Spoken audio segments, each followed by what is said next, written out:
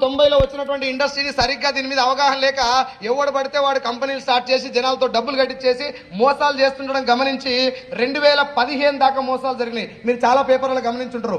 గొలుసు కట్టు మోసాలు, MLM మోసాలు, భారీ స్కామ్, కుచ్చు టోపీ, ఇట్లాంటివి వినుంటారు. ఎస్ఆర్నో ఇవన్నీ వచ్చినప్పుడు 2015లో అప్పటి ప్రధానమంత్రి ఇప్పటి ప్రధానమంత్రి ఆయన ఒక్కడే. ఆయన వెళ్ళి 17 కంట్రీస్ తిరిగి వచ్చిన తర్వాత బయట దేశాల్లో డైరెక్ట్ సెల్లింగ్ నెత్తి మీద పెట్టుకున్నారు. కారణం ఏంటిది? అదే డైరెక్ట్ సెల్లింగ్ మా ఇండియాలోకి వచ్చిన తర్వాత దీన్ని మొత్తం అబాసుపాలు చేశారు. ఎవడు పట్టించుకోవట్లేదు. దీంట్లో మోసాలే ఎక్కువ జరుగుతున్నాయి. జనాలు ఎక్కువ మంది మోసపోవడానికి కారణం ఏంటిది? ఒకవేళ ఇండస్ట్రీయే మోసపూరితమైన ఇండస్ట్రీ అయితే దీన్ని వేరే దేశాలను నెత్తి మీద పెట్టుకోవు. దాని ఒరిజినల్ కాన్సెప్ట్ ఏందో నాకు తెలవాలా. ఈ 17 కంట్రీస్ తిరిగిన తర్వాత ఏ ఒక్క కంట్రీలో కూడా డైరెక్ట్ సెల్లింగ్ లైట్ తీసుకుంటలేదు సార్. వాళ్ళందరూ నెత్తి మీద పెట్టుకుని మీకు దీనికి అన్నిటికీ ప్రూఫ్స్ కనబడతాయి. గూగుల్లో చెక్ చేసుకోండి.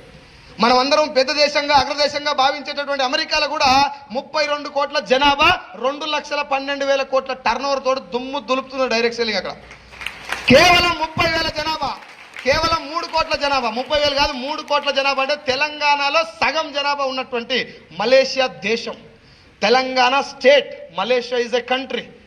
ఆ మలేషియా దేశంలో 3 కోట్ల జనాభా ఉన్న వాళ్ళు కూడా 30,000 కోట్ల టర్నోవర్ చేస్తున్నారు డైరెక్ట్ సెల్లింగ్. ఇంత పవర్ఫుల్ ఇండస్ట్రీని ఇండియాలో ఎందుకు రాంగ్ రూట్లో తీసుకెళ్లారు అనే క్వశ్చన్ తోటి వెళ్ళి అసలు డైరెక్ట్ సెల్లింగ్ ఒరిజినల్ ఏందో ఏముందో ముందా ఒరిజినల్ మా వాళ్ళకి చెప్తే, ఇండియన్స్ చెప్తే ఒరిజినల్ తెలిసిన తర్వాత డూప్లికేట్ దాన్ని గుర్తుపట్టొచ్చా లేదా? ఏ సార్ నో. ఇంకొక క్వశ్చన్ అడుగుతా. ఈ ఇండస్ట్రీలో ఫేక్ ఉన్నాయని ఇప్పుడు నేను చెప్పినా మీకు కూడా తెలుసా లేదా? సార్ మాట్లాడాలి. మీరు మాట్లాడలేదంటే నేను చెప్పింది ఒప్పుకోవట్లేదని అర్థం. ఫేక్ ఉన్నాయా లేవా? ఉన్నాయా లేవా అన్న? మీరు కూడా క్యాప్. ఏ సార్ నో. ఫేక్ ఉంది, అవునా? ఫేక్ ఎప్పుడు వస్తుంది? ఒరిజినల్ ఉన్నప్పుడు వస్తా, ఒరిజినల్ లేకుండా వస్తా. 500 నోటు దొంగ నోటు ముద్రిస్తారా? 600 నోటు తుగ్లక్కే బచ్చే అంటారు. అరే నీకు ధమాకున్నా 600 note. Where there is a original there is a possibility to bring fake. అంటే ఒరిజినల్ ఒక వ్యవస్థ ఉన్నప్పుడు మాత్రమే దాన్ని ఫేక్ చేయడానికి ఛాన్స్ ఉంటుంది. ఒప్పుకుంటారా? ఏ సార్ నో. ముందు మనకు తెలవాల్సింది అంటే అసలు ఒరిజినల్ ఏంటిది, ఏం జరుగుతుంది ఇప్పుడు ఇండియాలో, ఎస్పెషల్లీ తెలంగాణలో, తెలుగు రాష్ట్రాల్లో ఏం జరుగుతుందంటే ఎవడన్నా నాలాంటి వాడు వచ్చి అన్న ఒక ఖతర్నాక్ బిజినెస్ ఉంది, ఇగో పలానా ఆయనకి ఇంత ఆయనకి ఇంత వచ్చిందని చెప్పగానే ఫేక్ దొబ్బేరు ఎడికెళ్ళి అని ఎలా కొడుతుంది. నెంబర్ 1. నెంబర్ 2, సేమ్ కండిషన్ అన్న ఇగో ఇంత పైసలు వస్తున్నాయంటే ఈ సంగ వస్తున్నాయిరా నన్ను కూడా వేసుకో కింద. ఇగో మా తమ్ముడు ఉండు, మా చెల్లె, మొత్తం వీళ్ళందరూ వేసుకో కింద వేసుకుంటూ పోయిగా. ఇంకో మా దోస్తులను కూడా పరిచయం చేస్తా. ఈ 2 డేంజరే. తెలవకుట్ట నిలగొట్టుడు డేంజరే, తెలవకుట్టంలో జాయిన్ అయినా డేంజరే. ఏ సార్ నో. ముందు డైరెక్ట్ సెల్లింగ్ అంటే ఏందో నీకు క్లారిటీ వస్తే, సత్యం సార్ ఇందాక చెప్పిన మీకు మాట, గవర్నమెంట్ డైరెక్ట్ సెల్లింగ్ కు గైడ్ లైన్స్ ఇచ్చింది. 2015లో ఆయన 17 దేశాలు తిరిగి వచ్చి పార్లమెంట్ సాక్షిగా 13 పేజీల గైడ్ లైన్స్ ఇచ్చారు. నేను మీకు డేట్ కూడా చెప్తాను, నోట్ చేసుకోండి. 2016 సెప్టెంబర్ 9వ తారీఖు, సెప్టెంబర్ 9వ తారీఖు 2016 న్యూఢిల్లీ కృషి భవన్ లో రామ్ విలాస్ పాస్వాన్ గారి మంత్రి గారి ఆధ్వర్యంలో దీనికి చట్టం గైడ్ లైన్స్ ఇవ్వడం జరిగింది. అక్కడి నుంచి కూడా ఇంకొన్ని కంపెనీలు దీన్ని మళ్ళీ రాంగ్ రూట్ లో తీసుకెళ్తున్నారు, దాన్ని మిస్యూజ్ చేసుకొని గైడ్ లైన్స్ ని ఇంకా పటిష్టం చేయడానికి. డైరెక్ట్ సెల్లింగ్ లో ఫ్యూచర్ ఉంది, చాలా మంది యువత దీని ద్వారా ఉపాధి పొందుతారు, దీంట్లో దమ్ము ఉంది, దీంట్లో పవర్ ఉంది. దీని గనక మనం కొంచెం ఎంకరేజ్ చేస్తే, ఒరిజినల్ దానికి పట్టం కడితే డూప్లికేట్ తోక ముడిస్తే అనే ఉద్దేశంతో మళ్ళీ చెప్తున్నా ఇంకో డేటు 2023 జూన్ 21వ తారీఖు 2023 జూన్ 21వ డెస్క్టాప్ మీద ఉంది. సత్యం సార్ ఒకసారి డెస్క్టాప్ మీద చూడు, డెస్క్టాప్ మీద ఉంది. భారత్ భారత్ జర్ర పైకర్ గెజిట్ ఆఫ్ ఇండియా. దేని గురించి? కొంచెం పైకర్ డేట్ చూడండి సార్ ఒకసారి. 1 మినిట్ డేట్ చూడండి. ఎంత ఇది సార్? కనిపిస్తుందా? కొంచెం కొంచెం జూమ్ చేయదండి. అక్కడ రైట్ సైడ్ నుంచి పైన పైన పైన పైన ప్లస్ ఉంది చూడు సత్య. ఇక్కడ కొంచెం జూమ్ చేయి సార్. డేట్ కనిపిస్తుందా? జర హిందీ మనకి ఇంకా పొల్లు వస్తుంది, ఇంగ్లీష్ కొంచెం ట్రై చేద్దాం. పైకి మా హిందీ టీచర్లకు ఇంగ్లీష్ టీచర్లకు ఇంగ్లీష్ రాస్తారు, అందుకే నాకు నేర్పేయలేదు. పైకి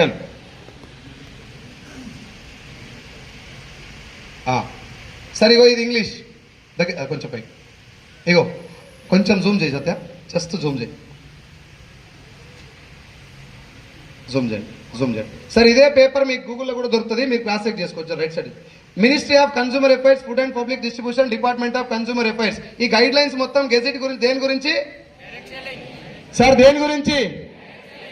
ఇది రీసెంట్ గా వచ్చినటువంటి ఒక చట్టబద్ధత కల్పించడానికి ఇచ్చినటువంటి గెజెట్, రైట్? సో ఇప్పుడు నేను చెప్పేది ఏంటంటే, గవర్నమెంట్ గెజెట్ ఇచ్చిందంటే, రూల్స్ పెట్టిందంటే చేయమన్నట్ట వద్దన్నట్ట? ఇంకొకసారి మీరు కాదు, చేయమన్నారంటే మంచిదన్నట్ట, మందిని ముంచేదన్నట్ట?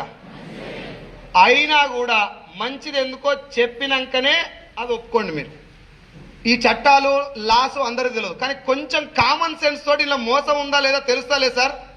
ఏ సార్ నా అది ఒక్కసారి తెలుసుకుందాం. జస్ట్ తెలంగాణ భాషలో మాట్లాడుకుందాం ఒక్క 2 నిమిషాలు.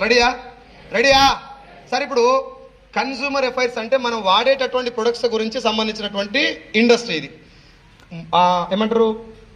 కన్స్యూమర్ ఎంపవర్మెంట్ బిజినెస్ అంటారు దీన్ని మామూలుగా. ఏంటి బిజినెస్, ఎందుకు దీన్ని చట్టం చేసేంత సీరియస్ గా తీసుకురో మనకు తెలిస్తే ఈ ఇండస్ట్రీ గురించి అర్థమైంది. సార్ మీ ఇంట్లో సబ్బు, surf, shampoo, paste, hair oil, cooking oil, floor cleaner, toilet cleaner, బట్టలు ఉతికేది, అంటు తోమేది, టీ పౌడరు, కాఫీ పౌడరు, ఇప్పుడు నేను చెప్పిన ప్రొడక్ట్లు వాడుతారా లేదా? ఎప్పటిదాకా వాడాలి? ఎప్పటి నుంచి వాడతారు? మనిషి పుట్టిన కాడికి వెళ్ళి సచ్చిందాకా గ్యారంటీగా వాడాలి, నో డౌట్. Yes or no? ఇంపార్టెంటా కదా ఇవి? ఎందుకు ఇంపార్టెంట్ సార్? ఖచ్చితంగా వాడాల్సినవి కాబట్టి ఇంపార్టెంటా? లేదు అంటే ఒక వంట నూనె నీ గుండె ఆరోగ్యాన్ని డిసైడ్ చేస్తుంది. Yes or no? వంట నూనె నీ గుండె ఆరోగ్యాన్ని డిసైడ్ చేస్తుంది. నెత్తి మీద ఎంటికలు ఉండాలా ఊసిపోవాలా వంట నూనె డిసైడ్ చేస్తుంది. బాడీలో క్యాన్సర్ కణాల ఉత్పత్తిని వంట నూనె డిసైడ్ చేస్తుంది. ఆఖరికి మన ఇంట్లో ఆడపిల్లలు ఏ వయసుకు పెద్ద మనిషి అవ్వాలనేది కూడా వంట నూనె మీద డిపెండ్ అయి ఉంటుంది. Yes or no? మరి నేను చెప్పిన కొన్నే సార్, ఇంకా చాలా రకాల రోగాలు వంట నూనెతో వస్తాయి. మరి ఒక్క వంట నూనెతో ఇన్ని రకాల రోగాలు వచ్చినా నూనె మంచిది వాడుకోవాలన్నా ఏది దొరికితే అది వాడచ్చా? ఆ మంచిది ఎవరు చెప్పాలి? ఆల్రెడీ వాడినోడు చెప్తే కరెక్టా? వాసన కూడా చూడనోడు చెప్తే కరెక్టా? ఇప్పుడు మనం ఒక్క పూట తాగే కళ్ళు కూడా తాళాలకు పోయి తాగినోన్న ఎంక్వైరీ చేస్తాం, అన్న ఏడ మంచిగా దొరుకుతుందని చెప్పి. ఏ సార్ నో? ఒక్క పూట తాగే కళ్ళు జర్ర గోడవతలు పోతే అయిపోయే కళ్ళు అది ఒకటే పూటకి. కానీ దాన్ని 20 మందిని 4-5 రోజుల నుంచి ఎంక్వైరీ చేస్తారు, ఏడ తాగాలి, ఏడ గట్టిగా దొరుకుతాయి. ఎప్పుడన్నా చచ్చిపోయిందాక వాడేటటువంటి నీ కంప్లీట్ ఆరోగ్యాన్ని డిసైడ్ చేసేటటువంటి వంట నూనెని ఎవరన్నా అడిగినవా? సబ్బు ఎవరన్నా అడిగిరా? పిల్లలు పెద్దోళ్ళు తేడా లేకుండా పేస్ట్ తోటి రుద్దుకుంటారు కదా, పేస్ట్ ఎవరన్నా అడిగిరా? చాయ్ పత్తి ఎవరన్నా అడిగిరా? హెయిర్ షాంపూ, హెయిర్ ఆయిల్ ఎవరన్నా అడిగిరా? అడగలే కానీ షాపుకు పోయి లటక్కన పోయి పుట్టుకుని వేసుకొస్తారు కదా. ఏ సార్ నో? మీరు ఎప్పుడన్నా ఇప్పుడు మీ ఒంటి మీద ఉన్నట్టువే కొన్ని చెక్ చేసుకోండి. ఈ మెడకేసుకున్న చైన్ చెక్ చేస్తారా? ఉతక పట్టుకొస్తారా? చెక్ చేస్తారు, సెలెక్ట్ చేస్తారు షాప్కి వెళ్ళి. ఏ సార్ నో? ఒకసారి ఇలాడన్నా నువ్వే ఈ క్యాప్ సెలెక్ట్ చేసి ఉంటాడా? అట్టే పట్టుకొచ్చుంటాడా? బ్రేస్లెట్ కూర్చోన్నా, బ్రేస్లెట్, వాచ్. సార్ మాట్లాడాలి, 15 నిమిషాలు టైం అడిగినా 15 నిమిషాలు అయిపోవాలంటే మీరు మాట్లాడాలి. వాచ్ సెలెక్ట్ చేస్తారా? పట్టుకొస్తారా?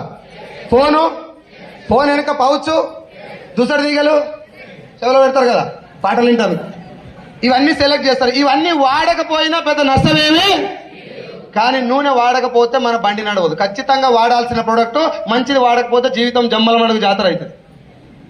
ఇప్పుడు నూనె సెలెక్ట్ చేయాలన్నా టిక్లీ బట్టలు సెలెక్ట్ చేయాలన్నా? షాప్కి వెళ్ళి ఏది సెలెక్ట్ చేస్తారు? మరి నూనె సెలెక్ట్ చేస్తారా? స్టిక్కర్లు సెలెక్ట్ చేస్తారు. గంట సేపు షాప్ ఆడి షట్టర్ కిందికి వేసిందాకా సెలెక్ట్ చేస్తారు, అని చుట్టూ ఇంటికి వెళ్ళిపోయేదాకా. వాడు దండం పెడతారు, వద్దమ్మా తల్లి నీకు ఏం కావాలో అది తీసుకొని తొందరగా పో బయటకు అన్నదాకా సెలెక్ట్ చేస్తారు. నిజం చెప్పండి, స్టిక్కర్ ఇప్పుడు పెడితే గంట గాలికి వస్తే చూసిపోతుంది. చేశారు మరి గంట కూసిపోయి స్టిక్కర్ సెలెక్ట్ చేయాలన్నా? చచ్చిపోయిందాకా వాడాల్సిన వంట నూనె సెలెక్ట్ చేయాలన్నా? స్టిక్కర్ షాప్కి వెళ్ళినాక నీ మైండ్ లో ఏదొస్తుంది కొనవు, ఆడ చూసి సెలెక్ట్ చేస్తారు షాప్కి వెళ్ళినాక. కానీ ఇంటికాడ నీ మైండ్ లోనే ఫిక్స్ అయిపోతావు ఏ నూనె కొనాలని. నీ మైండ్ లో వంట నూనె ఫిక్స్ చేసింది ఎవరు? మీ అత్తమామనా, లేకపోతే మీ ఆయననా, లేకపోతే మీ పూర్వీకులు ఎవరైనా చేసిరా? టీవీలో ఏదొస్తే అది పోతుందా లోపలికి? మాట్లాడాలి సార్. అడ్వర్టైజ్మెంట్ లో ఏదొస్తే అది మీ మైండ్ లోకి పోతుంది. నీ మైండ్ లోకి ఎక్కువ సార్లు పోతే నీకు తెలకుంటే అది మీ ఇంటికి వస్తుంది. ఏ సార్ నో? ఇప్పుడు ఒక మాట చెప్పండి, అడ్వర్టైజ్మెంట్ ఎవరు ఇస్తారు? సెలబ్రిటీస్. హీరోయిన్లు కాకుండా అందరిగా సెలబ్రిటీస్ ఇస్తారు. పైసలు తీసుకున్నా పుణ్యానిక? ఎవరు పైసలు? మాట్లాడాలి ఎవరివి? మన పైసలు తీసుకున్న